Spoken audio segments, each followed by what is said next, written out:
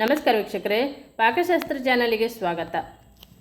ಇವತ್ತು ನಾನು ಒಂದು ವಿಶೇಷವಾಗಿರುವಂಥ ಒಂದು ರೆಸಿಪಿಯನ್ನು ನಿಮ್ಮ ಜೊತೆ ಶೇರ್ ಮಾಡ್ಕೊಳ್ತಾ ಇರೋದು. ಬೆಳಗಿನ ಬ್ರೇಕ್ಫಾಸ್ಟಿಗೆ ಮಾಡ್ಕೊಳ್ಬೋದು. ಇದನ್ನು ತುಂಬ ಸುಲಭ, ತುಂಬ ಟೇಸ್ಟಿಯಾಗಿರುತ್ತೆ, ತುಂಬ ಹೆಲ್ತಿಗೆ ಬೆನಿಫಿಟ್ ಇರುವಂಥ ಒಂದು ರೆಸಿಪಿ ಇದು. ನೀವು ಒಮ್ಮೆ ಟ್ರೈ ಮಾಡಿ, ಹಾಗೆ ವಿಡಿಯೋನ ಪೂರ್ತಿಯಾಗಿ ನೋಡಿ, ಇನ್ನೊಬ್ರಿಗೂ ಶೇರ್ ಮಾಡಿ. ನನ್ನ ಚಾನಲನ್ನು ಸಬ್ಸ್ಕ್ರೈಬ್ ಮಾಡ್ಕೊಳ್ಳಿ. ಈ ಒಂದು ವಿಡಿಯೋನ ಇನ್ನೊಬ್ರಿಗೂ ಶೇರ್ ಮಾಡಿ, ಲೈಕ್ ಮಾಡಿ, ಸಪೋರ್ಟ್ ಮಾಡಿ. ತುಂಬ ಟೇಸ್ಟಿಯಾಗಿ ಸಾಫ್ಟ್ ಆಗಿರುವಂಥ ನಾನೊಂದು ದೋಸೆಯನ್ನು ನಿಮ್ಮ ಜೊತೆ ಶೇರ್ ಮಾಡ್ಕೊಳ್ತಾ ಇರೋದು. ತುಂಬ ಟೇಸ್ಟಿಯಾಗಿರೂ ಇರುತ್ತೆ, ಎಲ್ಲರಿಗೂ ಇಷ್ಟನೂ ಆಗುತ್ತೆ. ಇದು ಆರೋಗ್ಯಕ್ಕಂತೂ ತುಂಬ ಬೆನಿಫಿಟ್ ಸಿಗುತ್ತೆ ಇದರಲ್ಲಿ. ನಾನೀಗ ಒಂದು 4 ಸ್ಪೂನ್ ಆಗುವಷ್ಟು ಉದ್ದಿನ ಬೇಳೆಯನ್ನು ನೆನೆಸ್ಕೊಳ್ತಾ ಇದ್ದೆ. ನೋಡಿ, 4 ಸ್ಪೂನ್ ಹಾಕಿದ್ದೆ.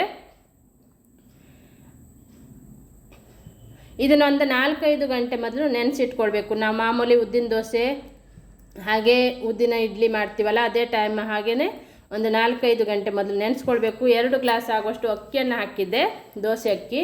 ಇವೆರಡನ್ನು ಒಂದು 5 ಗಂಟೆ ಮೊದಲು ನೆನೆಸಿಟ್ಕೊಳ್ಳೋಣ. ಇದೆರಡು ಚೆನ್ನಾಗಿ ನೆಂದ ನಂತರ ನಾನಿಲ್ಲಿ ವಿಶೇಷವಾಗಿರುವಂಥ ದೋಸೆ ಅಂದರೆ ದಾಸವಾಳದ ಎಲೆಯ ದೋಸೆಯನ್ನು ಮಾಡ್ತಾ ಇರೋದು. ತುಂಬ ಚೆನ್ನಾಗಾಗತ್ತೆ, ತುಂಬ ಟೇಸ್ಟಿಯಾಗಿರುತ್ತೆ, ತುಂಬ ಹೆಲ್ತಿಗೆ ಒಳ್ಳೆಯದು. ಈ ಒಂದು ದಾಸವಾಳದ ಎಲೆಯ ದೋಸೆ ಮಾಡಿಕೊಳ್ಳೋದ್ರಿಂದ ನಮ್ಮ ದೇಹದಲ್ಲಿರುವಂಥ ವಿಷಕಾರಿಯ ಆಗಿರುವಂಥ ಅಂಶನ ಇದು ತೆಗೆದುಹಾಕತ್ತೆ. ಬ್ಯಾಡ್ ಕೊಲೆಸ್ಟ್ರಾಲನ್ನು ತೆಗೆದುಹಾಕತ್ತೆ. ಮತ್ತು ಕಣ್ಣಿನ ದೃಷ್ಟಿಗೆ ಒಳ್ಳೆಯದು, ದೇಹಕ್ಕೆ ತುಂಬ ತಂಪಿದು, ತಲೆ ಕೂದಲಿಗೂ ತುಂಬ ಒಳ್ಳೆಯದು, ತುಂಬ ಬೆನಿಫಿಟ್ ಇದೆ. ಇದನ್ನು ತಿಂಗಳಿಗೊಮ್ಮೆ ಆದರೂ ನೀವು ಮಾಡ್ಕೊಂಡು ತಿನ್ನೋದ್ರಿಂದ ತುಂಬ ಆರೋಗ್ಯಕ್ಕೆ ಲಾಭವನ್ನು ತಗೊಳ್ಬೋದು. ನಾನಿಲ್ಲಿ ಕೆಂಪು ದಾಸವಾಳದ ಎಲೆ ಮತ್ತು ಬಿಳಿ ದಾಸವಾಳದ ಎಲೆಯನ್ನು ತಗೊಬಂದಿರೋದು. ಇವೆರಡು ಎಲೆಯನ್ನು ತಗೊಳ್ಬೋದು. ಈಗ ಮಾಮೂಲಿ ಎಲ್ಲ ಥರ ದಾಸವಾಳದ ಎಲೆ ಬೆಳೀತಾರೆ, ಆದರೆ ಕೆಂಪು ದಾಸವಾಳದ ಎಲೆ ಮತ್ತು ಬಿಳಿ ದಾಸವಾಳದ ಎಲೆ ಸಿಕ್ಕಿದರೆ ತಗೊಬಂದು ಮಾಡ್ಕೊಳ್ಳಿ. ಮೊದಲು ನಾನು ದಾಸವಾಳದ ಎಲೆನ ಚೆನ್ನಾಗಿ ವಾಶ್ ಮಾಡಿ ರೆಡಿ ಮಾಡಿ ಇಟ್ಕೊಂಡು ನಂತರ ಇದನ್ನು ಒಂದು ಮಿಕ್ಸಿ ಬೌಲಿಗೆ ಹಾಕ್ಕೊಂಡಿದ್ದೆ. ಇದರ ಜೊತೆಗೆ ಉದ್ದಿನ ಬೇಳೆಯನ್ನು ಹಾಕ್ಕೊಳ್ಳೋಣ. ಉದ್ದಿನ ಬೇಳೆ ಮತ್ತು ದಾಸವಾಳದ ಎಲೆಯನ್ನು ಒಟ್ಟಿಗೆ ರುಬ್ಕೊಳ್ಬೇಕು. ಇವೆರಡನ್ನು ನೈಸಾಗಿ ರುಬ್ಕೊಳ್ಳೋಣ. ಅಕ್ಕಿಯನ್ನು ಆಮೇಲೆ ರುಬ್ಕೊಳ್ಬೇಕು. ಈಗ ಇವೆರಡನ್ನು ರುಬ್ಬಿಬಿಟ್ಟು ಒಂದು ಪಾತ್ರೆಗೆ ಶಿಫ್ಟ್ ಮಾಡ್ಕೊಳ್ತೇನೆ. ಈಗ ಇದನ್ನು ನೈಸಾಗಿ ರುಬ್ಕೊಂಡಿದ್ದೆ. ಉದ್ದಿನ ಬೇಳೆ ಮತ್ತು ದಾಸವಾಳದ ಎಲೆಯನ್ನು ಒಟ್ಟಿಗೆ ರುಬ್ಕೊಂಡಿರೋದು. ಇದನ್ನು ಒಂದು ಪಾತ್ರೆಗೆ ಶಿಫ್ಟ್ ಮಾಡ್ಕೊಂಡಿದ್ದೆ. ನೋಡಿ, ಈಗ ಅಕ್ಕಿಯನ್ನು ರುಬ್ಕೊಳ್ಳೋಣ. ಅಕ್ಕಿಯನ್ನು ಸ್ವಲ್ಪ ಚಿರೋಟಿ ರವದ ಹದದಲ್ಲಿ ರುಬ್ಕೊಳ್ಬೇಕು, ತುಂಬ ನೈಸ್ ಆಗಬಾರ್ದು. ಮಾಮೂಲಿ ನಾವು ಉದ್ದಿನ ದೋಸೆ ಯಾವ ಹದದಲ್ಲಿ ಮಾಡ್ಕೊಳ್ತೀವಲ್ಲ ಅದೇ ಹದದಲ್ಲಿ ಮಾಡ್ಕೊಂಡ್ರೆ ಆಯ್ತು. ಇದನ್ನ ತುಂಬ ಚೆನ್ನಾಗಾಗುತ್ತೆ, ತುಂಬ ಟೇಸ್ಟಿಯಾಗಿರುತ್ತೆ, ತುಂಬ ಕಲರ್ಫುಲ್ ಆಗಿನೂ ಬರುತ್ತೆ ಇದು.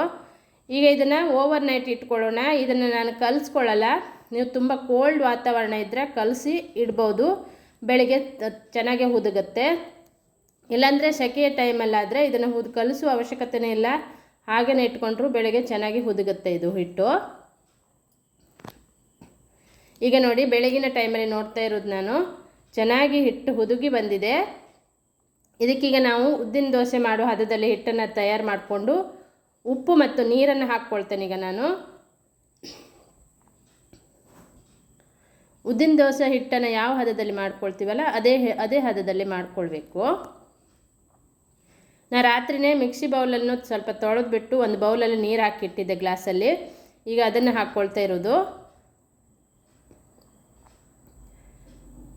ಇಲ್ಲಾಂದರೆ ನೀವು ಮಾಮೂಲಿ ನೀರನ್ನು ಕೂಡ ಹಾಕಿ ಕಲಿಸ್ಕೊಳ್ಬೋದು. ಅಂದರೆ ಉದ್ದಿನ ದೋಸೆ ಹಿಟ್ಟಿನ ಹದದಲ್ಲಿ ಕರೆಕ್ಟಾಗಿ ಅದೇ ಹದದಲ್ಲಿ ಮಾಡಿಕೊಂಡ್ರೆ ದೋಸೆ ಮಾಡಲಿಕ್ಕೂ ಈಸಿ ಆಗುತ್ತೆ.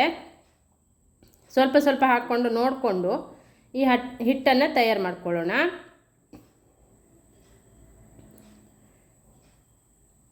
ತುಂಬ ಚೆನ್ನಾಗಾಗುತ್ತೆ, ತುಂಬ ಟೇಸ್ಟಿಯಾಗಿಯೂ ಇರುತ್ತೆ, ತುಂಬ ಹೆಲ್ತಿಗೆ ಒಳ್ಳೆಯದಿದು. ಒಮ್ಮೆ ನೀವು ಖಂಡಿತ ಮಾಡ್ಕೊಂಡು ನೋಡಿ, ಮತ್ತೆ ಮತ್ತೆ ಮಾಡ್ಕೊಳ್ತೀರಿ. ಹಾಗೆ ಇದನ್ನು ನೀವು ತಿಂಗಳಿಗೊಮ್ಮೆ ಮಾಡ್ಕೊಳ್ಳೋದ್ರಿಂದ ದೇಹಕ್ಕೂ ತುಂಬ ಒಳ್ಳೆಯದು, ನಮ್ಮ ಆರೋಗ್ಯಕ್ಕೆ ತುಂಬ ಒಂದು ಬೆನಿಫಿಟ್ ಸಿಗುತ್ತೆ. ಈಗ ಹಿಟ್ಟು ರೆಡಿಯಾಗಿದೆ, ತವಾನು ಚೆನ್ನಾಗೇ ಕಾದಿದೆ. ನೋಡಿ, ಮಾಮೂಲಿ ನಾವು ಉದ್ದಿನ ದೋಸೆ ಯಾವ ಟೈಪ್ ಮಾಡ್ತೀವಲ್ಲ ಅದೇ ಥರ ಮಾಡ್ಕೊಂಡ್ರೆ ಆಯಿತು. ಮಾಡಲಿಕ್ಕೂ ಈಸಿಯಾಗಿ ಬರುತ್ತೆ, ತುಂಬ ಸಾಫ್ಟಾಗಿ ಬರುತ್ತೆ ದೋಸೆ ಕೂಡ. ಮೇಲ್ಗಡೆ ಸ್ವಲ್ಪ ತುಪ್ಪವನ್ನು ಹಾಕ್ಕೊಳ್ಳೋಣ. ತುಪ್ಪ ಇಲ್ಲಾಂದರೆ ಎಣ್ಣೆನೂ ಕೂಡ ಹಾಕ್ಕೊಳ್ಬೋದು. ಇದನ್ನು ಮುಚ್ಚಿಬಿಟ್ಟು ಬೇಯಿಸ್ಕೊಳ್ಬೇಕು. ನೋಡಲಿಕ್ಕೆ ಎಷ್ಟು ಚೆನ್ನಾಗಿ ಕಾಣ್ತಾ ಇದೆ, ಟೇಸ್ಟು ಸಖತ್ತಾಗೇ ಬರುತ್ತೆ. 2 ಕಡೆ ಚೆನ್ನಾಗಿ ಬೇಯಿಸ್ಕೊಳ್ಬೇಕು ಇದನ್ನು.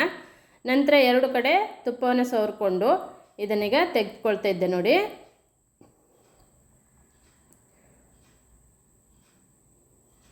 ತುಂಬ ಚೆನ್ನಾಗಾಗುತ್ತೆ, ನೀವು ಒಮ್ಮೆ ಟ್ರೈ ಮಾಡ್ಕೊಳ್ಳಿ. ಇದ್ರ ಜೊತೆಗೆ ನೀವು ಯಾವುದೇ ಒಂದು ಪಲ್ಯನೂ ಮಾಡ್ಕೊಳ್ಬೋದು, ಚಟ್ನಿ ಮಾಡ್ಕೊಳ್ಬೋದು, ಅಥವಾ ಸಾಂಬಾರು ಕೂಡ ಮಾಡ್ಕೊಳ್ಬೋದು. ಅದೇ ಥರ ಇನ್ನೊಂದು ದೋಸೆಯನ್ನು ಮಾಡ್ತಾ ಇದ್ದೆ ನಾನು. ನೋಡಿದ್ರಲ್ಲ ವೀಕ್ಷಕರೇ, ಎಷ್ಟು ಸುಲಭವಾಗಿ ಹೆಲ್ತ್ಫುಲ್ ಆಗಿರುವಂಥ ಬ್ರೇಕ್ಫಾಸ್ಟು ರೆಡಿಯಾಗಿದೆ. ನೀವು ಒಮ್ಮೆ ಟ್ರೈ ಮಾಡಿ, ಇನ್ನೊಬ್ರಿಗೂ ಶೇರ್ ಮಾಡಿ, ಲೈಕ್ ಮಾಡಿ, ಸಪೋರ್ಟ್ ಮಾಡಿ. ನನ್ನ ಚಾನಲನ್ನು ಸಬ್ಸ್ಕ್ರೈಬ್ ಮಾಡ್ಕೊಳ್ಳಿ, ಪಕ್ಕದಲ್ಲಿರುವ ಬೆಲ್ ಬಟನನ್ನು ಕ್ಲಿಕ್ ಮಾಡಿ.